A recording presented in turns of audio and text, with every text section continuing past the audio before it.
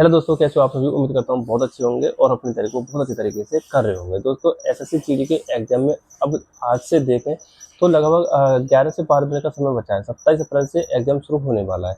तो अब इन 10 से 11-12 दिन में हम कैसे तैयारी करें, क्या पढ़ें, क्या छोड़ें, वो सारी बातें आज की वीडियो में मैं करने वाला हूँ। और हम अपने मॉक टेस्ट में इसको कैसे इंक्रीज कर सकते हैं, वो सारी बातें आज हम करने वाले हैं। ठीक है, आप वीडियो को लास्ट तक जरूर देखना। अगर आप चैनल पर नए हो तो चैनल को भाई सब्सक्राइब कर लो, साथ ही वीडियो को लाइक जरूर करना। और आपका कोई भी डाउट है तो आप कमेंट बॉक्स में ज़रूर पूछना। मैं आपको 2 तरीके बताऊंगा भाई, उन 2 तरीके को आप अच्छे से फॉलो कर लेना, अच्छे से मेहनत कर लेना। आपके अंदर एक कॉन्फिडेंस भी आएगा और आपका स्कोर भी बूस्ट होगा और आप एग्जाम में एक अच्छा स्कोर भी करके आओगे। ठीक है, तो देखो, पहला तरीका तो यह है कि भाई आपके 4 सब्जेक्ट हैं, मैथ, हिंदी, रीजनिंग और जीएस। ठीक है, अब प्रत्येक सब्जेक्ट को आपको अभी टाइम देना है, जैसे कि आप दे भी रहे होंगे। अब किस तरीके से देना है वो जान लीजिए। देखो, जैसे कि आपका मैथ है, मैथ को आप 1 से 2 घंटे का समय दीजिए, लगभग 1.5 घंटा मान लीजिए। इसमें आप अपने जो आप कुछ नया मत पढ़ना है, जो आपने पढ़ रखा है ना, सिर्फ उसी को ही आपको दोबारा पढ़ना है, दोबारा उसका रिवीजन करना है। जैसे मैथ में आपके 40 से 50 क्वेश्चन पर आपको पर डेली प्रैक्टिस करनी है। ठीक है, उन क्वेश्चन पे आपको ऐसा नहीं है कि खाली सॉल्व ही करना है, उसमें आपको ये भी देखना है कि मैं इसमें अपनी क्या अप्रोच और लगा सकता था, अपने एफर्ट लगाने उसमें मैथ में।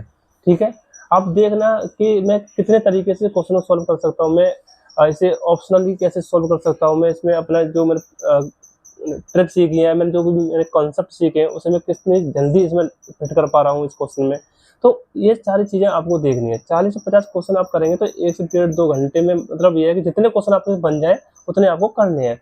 मैं तो एक आइडिया दे रहा हूँ आपको कि 40-50 क्वेश्चन आप प्रैक्टिस डेली करेंगे तो ये है कि आपके अंदर एक कॉन्फिडेंस आ जाएगा क्वेश्चन को सॉल्व करने का। ठीक है, तो मैथ को आप 1.5 से 2 घंटा दीजिए और अपने जो चैप्टर आपके मजबूत हैं, ठीक है, उन्हीं पे आपको प्रैक्टिस करनी है। अब आप नया पढ़ेंगे तो दिक्कतें सामने आएंगी, क्योंकि वो नया भी समझ में नहीं आ पाएगा इतनी जल्दी और आप पुराने को भी भूल जाओगे। ठीक है, ऐसे ही आपको रीजनिंग में करना है। रीजनिंग की आप बुक ले लीजिएगा, पर डेली एक एक चैप्टर को, 1-2 चैप्टर जब भी आपके अपनी सहूलियत के अनुसार जैसे आप सॉल्व करना चाहे वैसे कर सकते हैं। 1.5 से 2 घंटे का समय उसको भी दीजिए।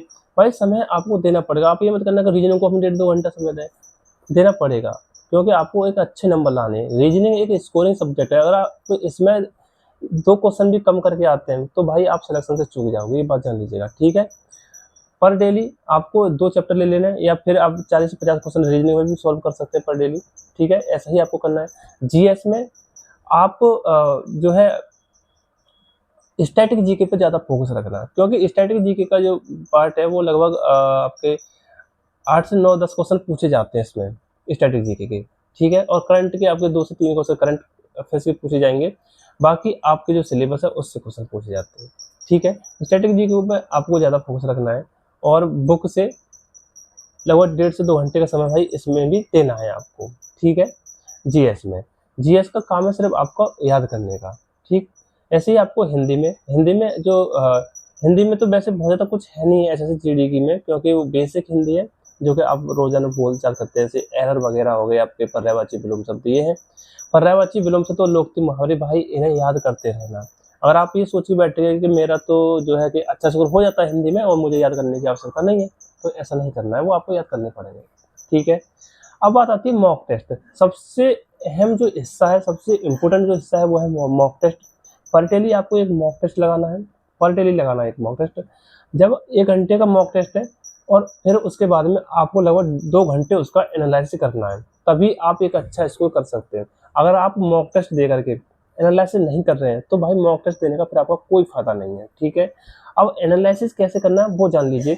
जैसे आपने मॉक टेस्ट दिया, ठीक है, आपके देखेंगे कि आपके कुछ क्वेश्चन ऐसे होंगे जिन्हें आप स्किप करेंगे, या फिर आपसे वो सॉल्व होंगे नहीं, या फिर उन क्वेश्चन पर आप तुक्का मारेंगे। ठीक है, जिस भी क्वेश्चन पर आप तुक्का मारे मॉक टेस्ट में, तो उस क्वेश्चन को भाई अपने क्वेश्चन नंबर को आप अपनी कॉपी में लिखना। ठीक है, आपको ये पता चल जाएगा कि हाँ मैंने इस क्वेश्चन में तुक्का मारा था और उस क्वेश्चन को मुझे दोबारा देखना है। ठीक है, चाहे वो क्वेश्चन गलत हो जाए या सही हो जाए, वो आपको करना ही करना है दोबारा। अपनी गलतियों पर ध्यान देना है। जिस भी टॉपिक से, जिस भी चैप्टर से आपके क्वेश्चन गलत होते हैं, उन क्वेश्चन को लिखना है और उस क्वेश्चन का टाइप लिखना है। ठीक है, तो उसी क्वेश्चन के आपको बुक से प्रैक्टिस करनी है। ठीक है, उसी क्वेश्चन के टाइप पर। जैसे मैथ में मान के चलिए आपका परसेंटेज से कोई क्वेश्चन गलत हो गया, अब परसेंट से जिस टाइप का क्वेश्चन गलत हुआ है उसी टाइप के आपको बुक से क्वेश्चन को सर्च करना है और उसी टाइप के क्वेश्चन पर प्रैक्टिस करनी है। अगर आपको बुक से क्वेश्चन नहीं मिलते हैं तो आप एक तरीका अपनाना, जैसे आप एआई पे उस क्वेश्चन को अपलोड करना और एआई को आप कमांड देना कि मुझे इसी टाइप के लगभग 20 क्वेश्चन दीजिए बना के अलग अलग नंबर पर, ठीक है। तो वो आपको 20 क्वेश्चन मिल जाएंगे और आप वहाँ से प्रैक्टिस कर लेना, ठीक है। यही तरीके हैं। और आपकी जो गलतियां होती है ना उन्हें अपनी कॉपी में लिखना, ठीक है। जो भी क्वेश्चन, उन क्वेश्चन को लिखना, फिर उन्हीं क्वेश्चन को आपको 1 से 2 घंटे का समय देना है और उन्हीं क्वेश्चन पर आपको प्रैक्टिस करनी है, ठीक है। वो चाहे आपका जीएस का हो, हिंदी का हो, मैथ का हो, रीजनिंग का हो। आप अपनी कमियों को पहचान के और काम करेंगे तो आप निश्चित तौर पर अपने अंदर एक कॉन्फिडेंस लेके आ पाएंगे और आप अच्छी तरीके से अपना स्कोर बूस्ट कर पाएंगे। यही तरीके हैं। बहुत ज़्यादा प्रेशर में नहीं आना है कि भाई अब तो एग्जाम डेट आ गई, ये एग्जाम बिल्कुल नजदीक है, मैं क्या करूं, क्या पढूं, क्या नहीं पढूं। जो भी आपने पढ़ रखा है सिर्फ उसी को पढ़ना है, उसी का रिवीजन करना है, बस इतना ही है।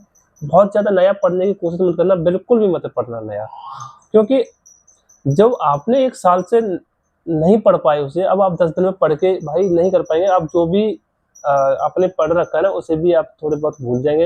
ये बात सत्य है, ये बात मान लीजिए, ठीक है। और भी आपको कोई डाउट हो तो आप कमेंट बॉक्स में जरूर पूछना। तो आज इतना ही, धन्यवाद।